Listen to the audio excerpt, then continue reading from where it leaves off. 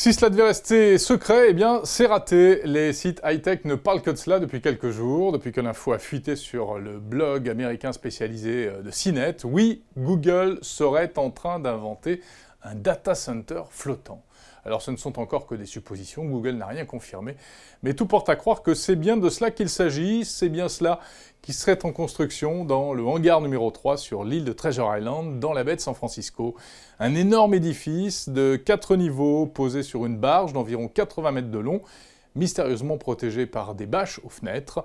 Il pourrait s'agir d'un data center, un centre de données en construction destiné à être utilisé sur l'eau.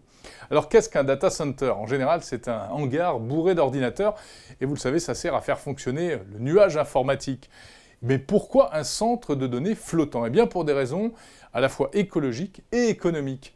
Car il faut savoir qu'un centre de données, en général, c'est très gourmand en énergie. Il faut de l'électricité à la fois pour faire tourner les ordinateurs et aussi pour les refroidir.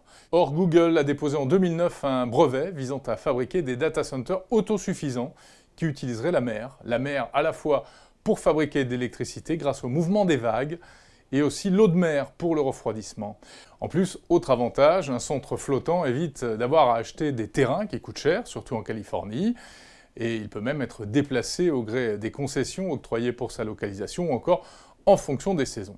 Alors quelques points faibles tout de même, ce type de structure peut se révéler vulnérable aux tempêtes tout d'abord, et aussi, même si c'est plus rare en Californie, aux tsunamis. Google, qui n'en est pas à son premier projet fou, serait donc en ce moment en train de passer à l'acte. Alors, est-ce réellement de cela qu'il s'agit? Les suppositions vont bon train.